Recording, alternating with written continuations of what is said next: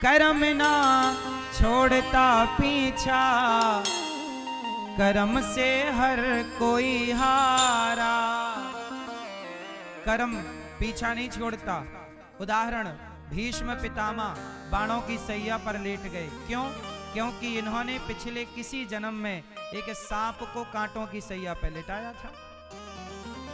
जब आपने किसी सांप को कष्ट दिया, उसे कांटों के ढेर में फेंका, तो आपको भी बाणों की सैया पे लेटना पड़ेगा। जो जैसा करेगा, कोई भी क्यों ना हो। राम जी को भी माफी नहीं है। राम तो साक्षात भगवान है। बोलो हाँ। अच्छा, भगवान राम भी अपने कर्मों का फल भोगे हैं। बताओ, राम जी को कौन से कर्म का क्या फल मिला? इंसानों की छोड़ दो मेरी माँ, हमारे भगवान भी इस धरती पे आते हैं तो कर्मों के बंधन को स्वीकार करते हैं। अब देख लो ना, उदाहरण से समझो। भगवान राम ने पिछले जन्म में नारद जी का विवाह नहीं होने दिया था। बोलो हाँ। नारद जी का भी एक बार मन हो गया। मैया आपको पता है, नारद जी भी एक बार सोचे कि मेरा भी ब्याह होता, मेरे भी गोलू मोलू 2-4 बच्चे होंगे, बड़ा लाड बड़ा प्यार करेंगे। नारद जी का भी एक बार मन एक स्त्री में आ गया। विश्वमोहिनी नाम की एक सुंदर कन्या थी। बोलने लगे, नारद जाए तो अपनी बल्ले बल्ले हो जाए। नारद जी सोचे ब्याह कर लें। और नारद जी कैसे करें बेचारे, उनके पास तो कुछ बजट नहीं है, कुछ है नहीं। तो नारद जी भगवान विष्णु के पास गए। बोले, प्रभु हम थोड़ा बूढ़े से हो गए हैं, आप बहुत सुंदर हैं, आप अपना वाला रूप हमें दे दो तो हमारा ब्याह हो जाए, फिर ब्याह के बाद आपका रूप लौटा देंगे। जैसे आजकल लोग शादी ब्याह करते हैं ना, तो पड़ोसियों के सोफे ओफे ले आते हैं ताकि लड़की वालों को दिखा सके कि देखो हमारे घर में पहले से सब कुछ है। पड़ोसियों की गाड़ी वाड़ी अपने घर पे खड़ी कर लेते हैं कि ताकि इम्प्रेस कर सके सामने वाले को। ये होता था पहले, अब होता है कि नहीं राम जाने। क्यों मैया, ये बात सही है कि नहीं? तो नारद जी बोले, प्रभु आप बस अपना वाला रूप दे दो, आप बहुत सुंदर है ना, आप हमें अपना रूप दे देंगे तो हमारा ब्याह हो जाएगा। और ब्याह हो गया, उसके बाद बता देंगे घरवाली को कि हम जवान नहीं, थोड़ा बुढ़े से हैं, तो फिर थोड़ी भाग के जाएगी। वो तो आज के लोग कहने लगे, मैं क्या करूं राम, मुझे बुढ़ा मिल गया, पहले के तो जैसे थे सब ठीक ही था। तो नारद जी बोले कि प्रभु आपन रूप देहु प्रभु मोही, आप अपना रूप हमें दे दो। तो कहा ठीक है, हम अपना रूप भगवान दे देते। भगवान ने अपना बंदर वाला रूप दे दिया। भगवान के तो अनेक रूप हैं, तो भगवान का एक रूप बंदर का भी है, तो भगवान ने बंदर का रूप दे दिया। और नारद जी क्या बन गए? जोर से, बंदर बन गए। और विश्वमोहिनी से विवाह किया। विवाह करने गए, माला लेके विश्वमोहिनी खड़ी, तो नारद जी आगे चले गए। नारद जी को देखकर विश्वमोहिनी बोली, राम राम, हमारे ब्याह में बंदर तक आए हैं। बड़ा बुरा लगा उनको। नारद जी बहुत कोशिश की पर उन्होंने माला नहीं पहनाया। तब भगवान विष्णु थी, भगवान का वर्ण किया। शिव के गणों ने कहा, नारद जी एक बार अपनी शकल तो देख लो। तो उन्होंने देखा कि भाई हमारी जो शक्ल में बंदर है, मतलब हम बंदर बने हुए, भगवान ने हमें बंदर बनाया। नारद जी को बड़ा गुस्सा आया। गए भगवान विष्णु के पास, भगवान रास्ते में मिल गए। कहा आपने हमारा ब्याह नहीं होने दिया, खुद तो 16,108 करा के बैठे हो, पर हम एक करने चले तो उसमें भी आपने टांग अड़ा दी।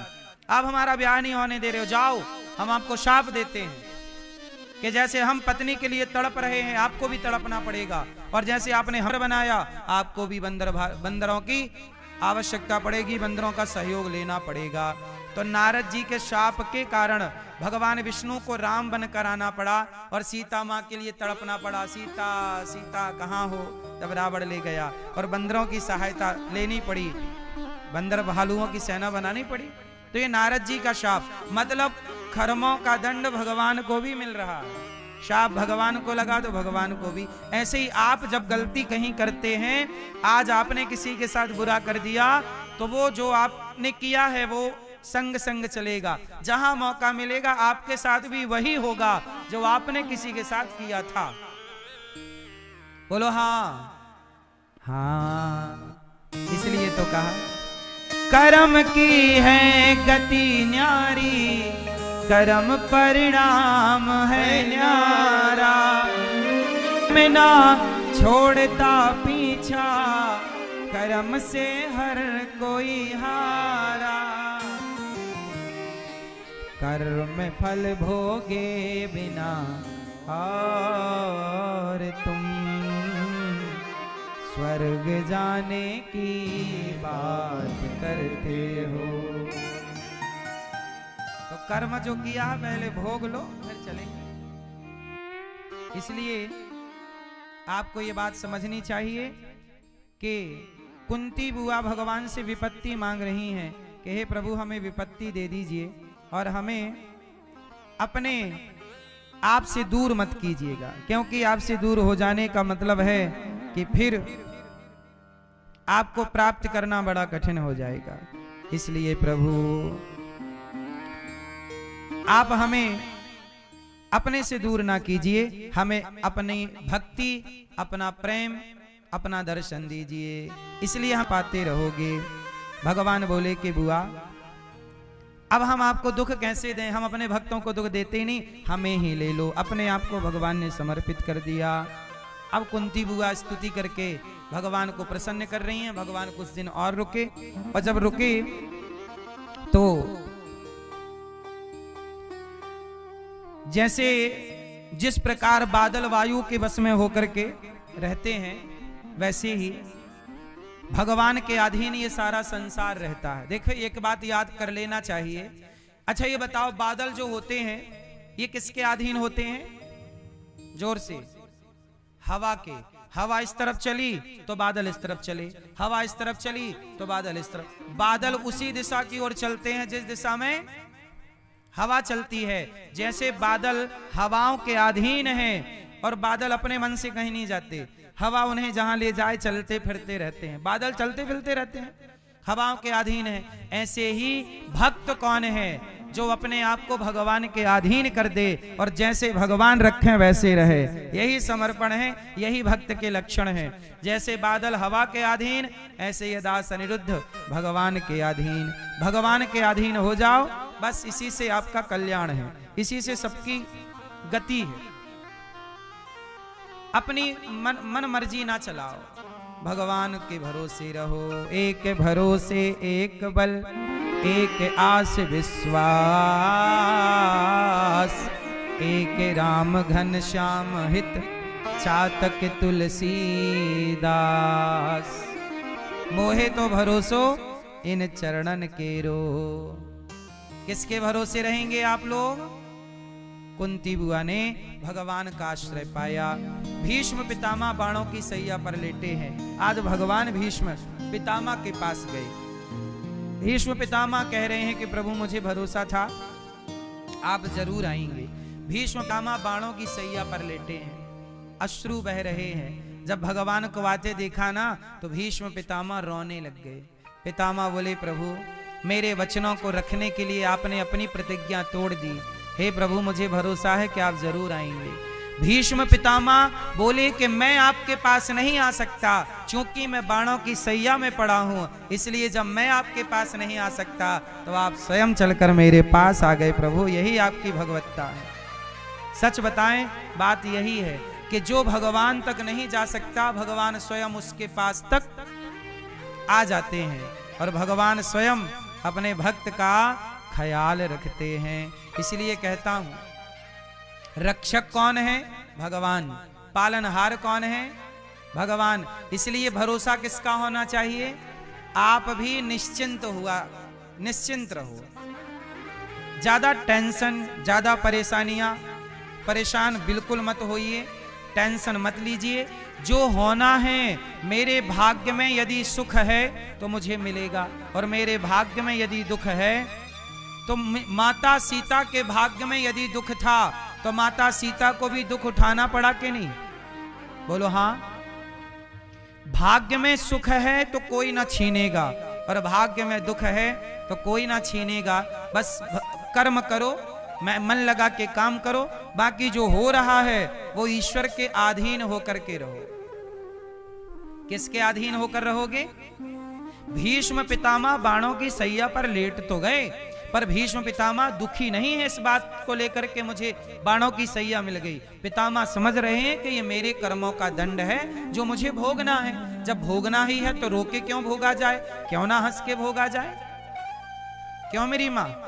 इसलिए जीवन में कभी विपत्ति आए तो विश्वास और दृढ़ होना चाहिए, ना कि कमजोर नहीं। इसलिए दास अनिरुद्ध सदा भगवान के आश्रित रहकर प्रसन्न रहता। हम हर परिस्थिति में प्रसन्न रहने की कोशिश करते हैं और खुश रहते ही हैं, कभी परेशान नहीं होते। कोई कितना भी परेशान करने का प्रयास करे, क्योंकि हमें पता है कि हमारे साथ जगत हो ना हो, जगन्नाथ हमारे साथ है, और जगत का साथ हमें चाहिए भी नहीं। क्यों आप बताओ, जगत का साथ सही है कि जगन्नाथ का साथ सही है?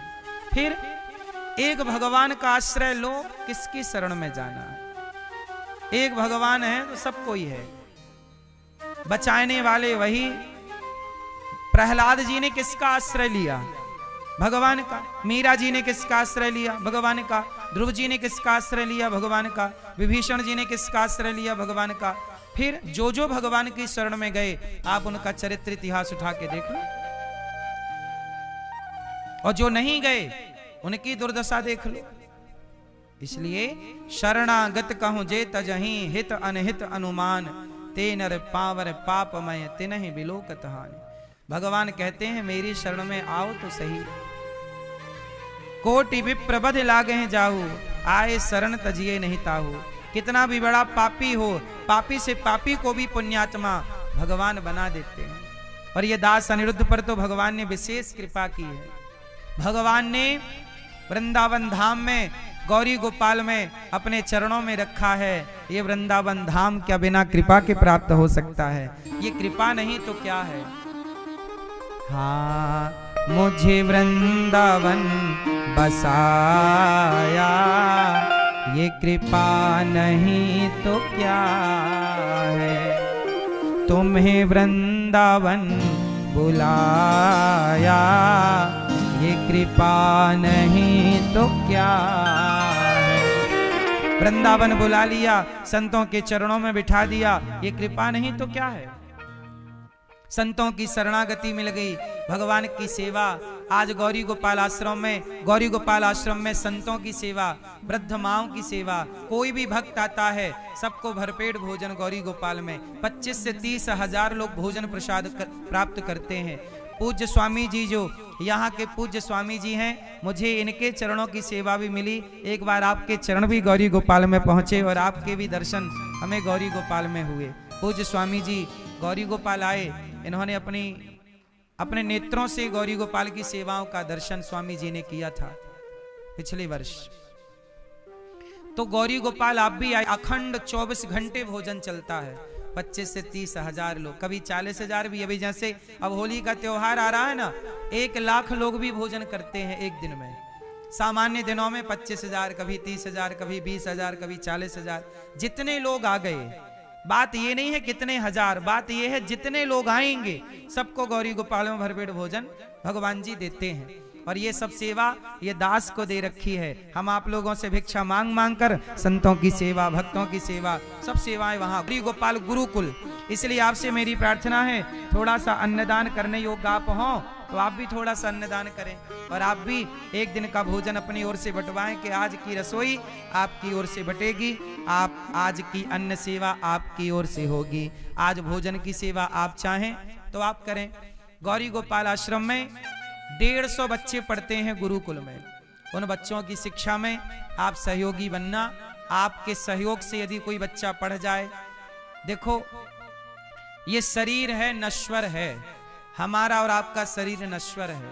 यदि इस शरीर से किसी को विद्या मिल रही हो, किसी को भोजन मिल रहा हो, किसी को सहारा मिल रहा हो, हमारे थोड़े से प्रयास से, हमारे थोड़े से आप थोड़ा थोड़ा दान करें और उससे किसी बच्चे को शिक्षा मिल जाए, किसी भूखे को रोटी मिल जाए, और किसी वृद्ध माता को, गौरी गोपाल आश्रम में जो 300 वृद्ध माएँ हैं, 310, उन वृद्ध माओं को यदि सहारा मिल जाए। आज बड़ी दूर दूर से लोग आते हैं और वृद्ध माओं का दर्शन करते हैं। आप भी इन माँओं का दर्शन करना। हमारे गौरी गोपाल वृद्धाश्रम में एक वृद्ध माँ है जिनको दिखता नहीं है, आंखें बिल्कुल जा चुकी हैं, दिखता नहीं है। जब दिखना बंद हो गया तो उनका बेटा छोड़ के चला गया। हमने कहा भाई तुम अपनी माँ को छोड़कर जा रहे हो? बोले अब दिखता नहीं है, अब क्या करेंगे, कैसे करेंगे सेवा, क्या करेंगे? जब माँ को दिखना बंद हो गया तो बेटा छोड़ के चला गया। जब माँ का बुढ़ापा आ गया तो बेटा छोड़ के चला गया। पत्नी ने कह दिया कि माँ को छोड़ दो तो बेटे ने छोड़ दिया। केवल बेटा नहीं, बेटियां भी छोड़ देती हैं माँ को। कुछ बेटे हैं जो सेवा करते हैं, आप जैसे अच्छे बेटे भी धरती पर हैं, आप जैसी अच्छी बेटियां भी धरती पर हैं जो माँ बाप की सेवा करती हैं। लेकिन कुछ माँ तो ऐसे, कुछ बच्चे तो ऐसे हैं। ये हमारी ये माँ है। इन माँ को 2 माँ हमारी ऐसी हैं जिनको दिखता नहीं है। माँ के लिए ये दास अनिरुद्ध काम करता है कि थोड़ा थोड़ा आप सबसे भिक्षा मांगकर इन वृद्ध माँओं की सेवा करेंगे। गौरी गोपाल आश्रम में दर्शन के लिए बड़ी दूर दूर से लोग आते हैं और इन माँओं का दर्शन करके भावुक हो जाते हैं, नेत्रों से जल बहाने लगते हैं। आज ही एक एक्ट्रेस जो मूवियाँ बनाती हैं, ये बहन जो मूवियों में काम करती हैं, वो आई और इन माँओं का दर्शन करके रोने लग गई। बोली हमने सब कुछ देखा है पर इतना प्रेम, इतनी सेवा कहीं नहीं देखी। गौरी, मैं तो कहता हूं जब आपके जन्मदिन आए, आपकी बेटी, आपके बेटे का जन्मदिन आए तो गौरी गोपाल आया करो, इन बेसहारा वृद्ध माँओं के साथ अपना जन्मदिन सेलिब्रेट किया करो, मनाया करो। गौरी गोपाल आश्रम में जो माँओं की सेवा है, आप में से कितने लोगों ने दर्शन किया उन वृद्ध माँओं का? जो नहीं आए, आपसे मेरी विनती है आप भी गौरी गोपाल आए और वृद्ध माँओं का दर्शन करें। वृद्ध माएँ गौरी गोपाल आश्रम में सारी माँओं के कमरे में एसी लगी है। जो व्यवस्था एक बेटा अपनी माँ को घर पे दे सकता है, वही व्यवस्था माँओं की गौरी गोपाल में है।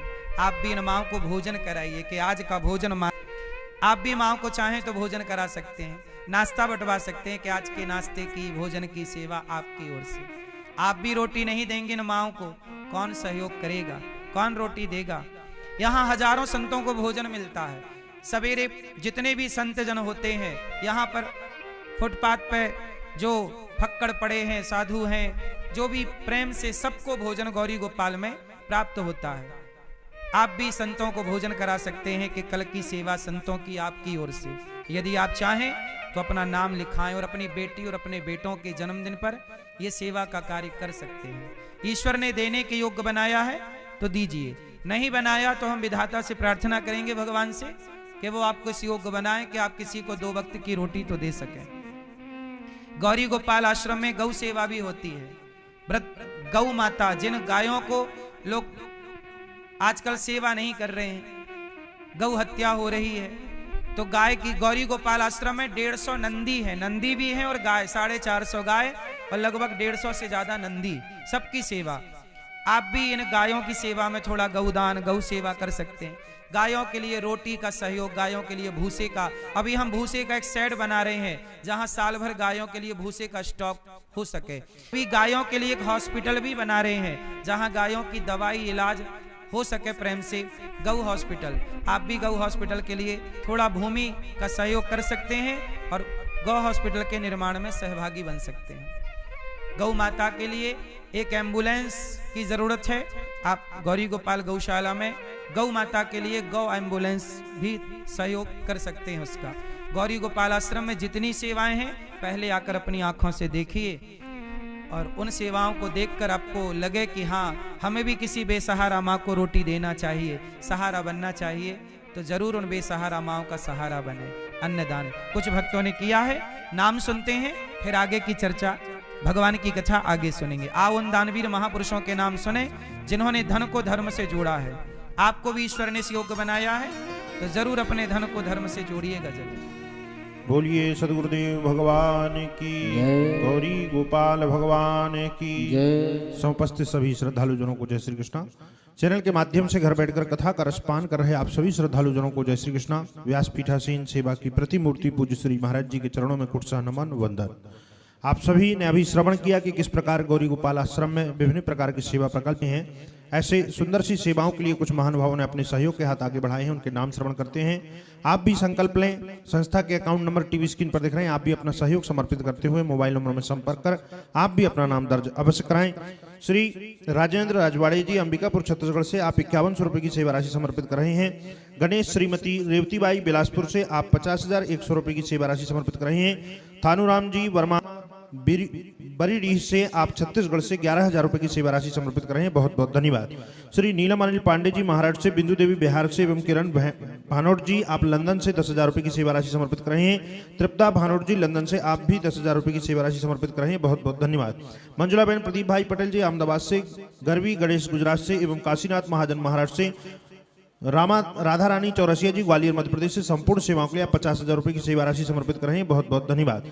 कमलेश जी चेन्नई से 11,000 रुपए एवं चंदर राज राम कोकरेजा जी आप 5,000 रुपए की सेवा राशि समर्पित कर रहे हैं, बहुत बहुत धन्यवाद, बहुत बहुत साधुवाद। आप सभी दानदाताओं के लिए बिहारी जी से प्रार्थना करते हैं कि आप सभी के घर बिहारी जी की कृपा बनी रहे।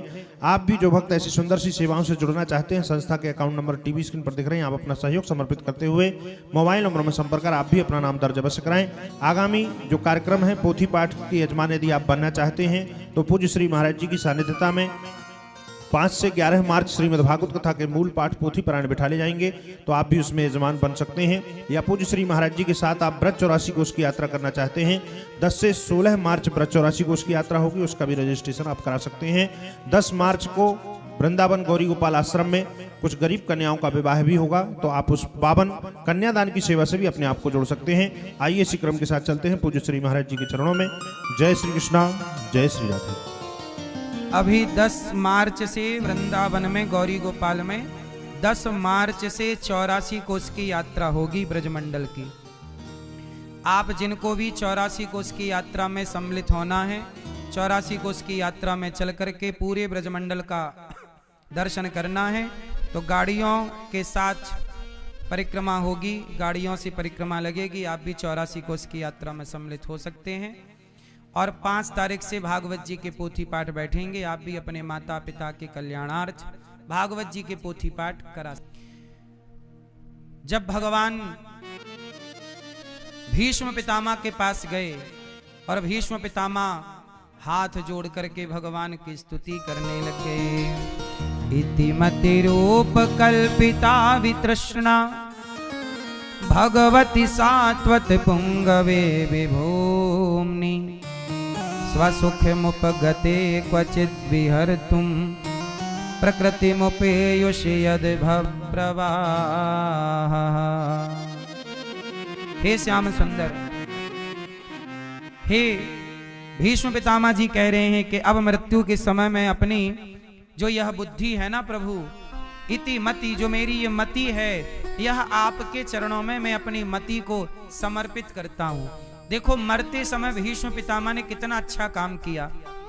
मरते समय, मैं आपको कहता हूं मरते समय नहीं, भीष्म पितामह तो मरते समय अपनी बुद्धि भगवान में समर्पित कर गए, लेकिन हमारी मति बुद्धि मरते समय पता नहीं हमारा मन कहां चला जाए। इसलिए हम कहते हैं अभी से अपनी मति अपनी बुद्धि भगवान के चरणों में समर्पित कर दो। विद्वान लोग इस तरह से कहते हैं कि भीष्म पितामह जी की एक बेटी थी। पितामह बोले प्रभु आप मेरी बेटी से विवाह कर लोगे तो बड़ी कृपा होगी। भगवान हंसकर बोले पितामह आप तो ब्रह्मचारी हो, आपकी कौन सी बेटी है? अच्छा बताओ भीष्म पितामह की बेटी है या नहीं? जोर से, कौन सी बेटी? बुद्धि। पितामह ने कहा कि जो मेरी बुद्धि रूपी बेटी है, हे प्रभु आप इससे विवाह कर लीजिए और मेरी बुद्धि रूपी पुत्री को स्वीकार कर लीजिए, ताकि मेरी बुद्धि सदा आपके चित्त चरणों में लगी रहे। आप लोग भी अपनी बुद्धि का विवाह भगवान से कर दो, ताकि आपकी भी बुद्धि भगवान के चरणों में लगी रहे और यहां वहां के भटकाव से बच जाए। तो बुद्धि कहां खर्च करनी चाहिए, कहां लगानी चाहिए? भगवान के चरणों में। बुद्धि भगवान में लगे। और भीष्म पितामह जब अपनी बुद्धि भगवान में समर्पित करते हैं भगवान के सुंदर रूप का वर्णन करते हैं। प्रभु मुझे भरोसा था कि आप आएंगे। अच्छा, भीष्म प्रतिज्ञा थी, महाभारत में भीष्म पितामह ने प्रतिज्ञा ली कि मैं, भगवान कृष्ण ने प्रतिज्ञा कर ली कि मैं अस्त्र शस्त्र नहीं उठाऊंगा। पितामह भीष्म बोले कि आप नहीं उठाएंगे, पर मैं प्रतिज्ञा करता हूं कि मैं आपको अस्त्र शस्त्र उठवा करके रहूंगा। जब बाणों की बौछार कर दी अर्जुन पर भगवान कृष्ण ने, पितामह भीष्म ने अर्जुन पर बाणों की बरसात कर दी, तब रथ का पहिया उठाकर भगवान दौड़े। और जब दौड़े, भीष्म पितामह प्रणाम करते हैं, प्रभु मेरी प्रतिज्ञा को रखने के लिए आपने अपनी प्रतिज्ञा तोड़ दी। अच्छा, भगवान ने अपनी प्रतिज्ञा क्यों तोड़ी?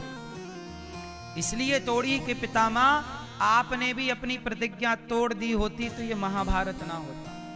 पितामह ने प्रतिज्ञा ली थी ना कि हस्तिनापुर की सिंहासन में जो बैठेगा मैं सदा उसकी रक्षा करूंगा। अरे गलत बैठेगा तो तुम गलत की भी रक्षा करोगे। पिता देखो, आप लोग भी कई बार कहते हैं मैं कसम खाती हूं, मैं कसम खाता हूं, आज से तुम्हारे घर नहीं आऊंगा, आज से ये नहीं होगा, वो नहीं।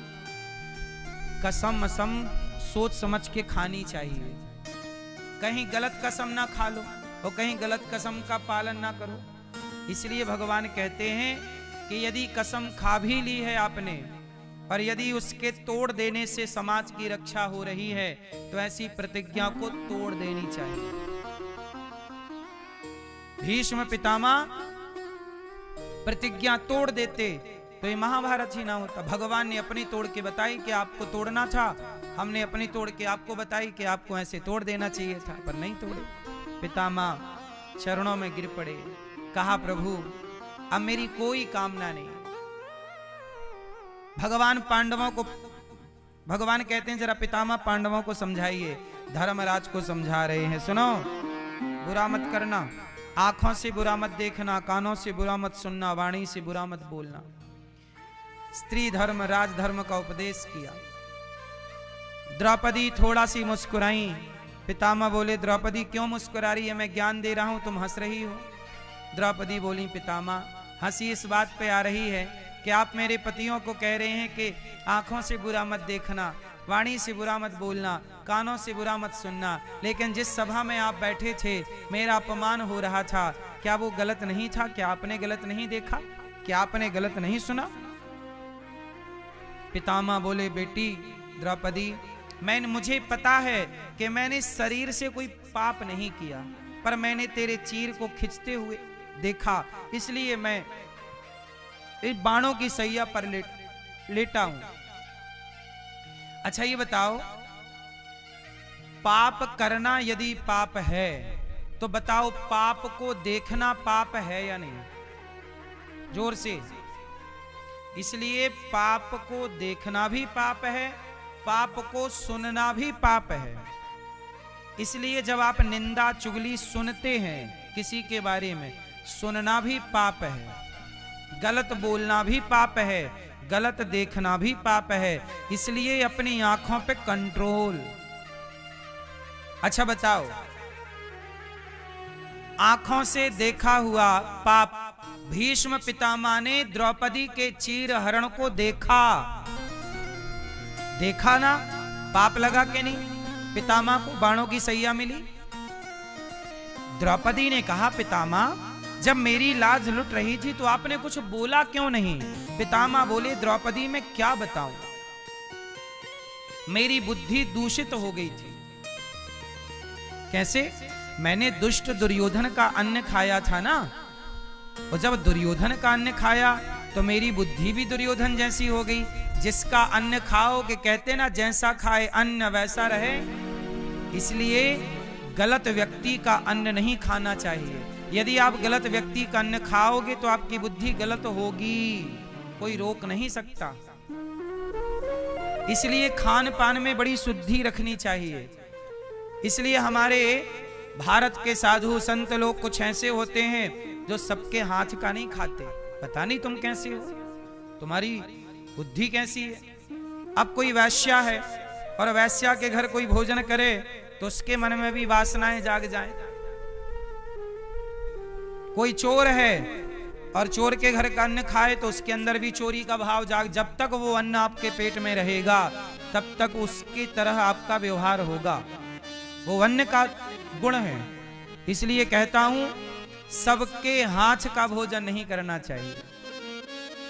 जो व्यक्ति पापी है, जो व्यक्ति हत्यारा है, जो व्यक्ति मांसाहारी है, जो निरपराध जीवों की हत्या कर रहा है, अच्छे पुरुषों को, अच्छे लोगों को इन बुराइयों से अपने आप को बचा के रखना चाहिए।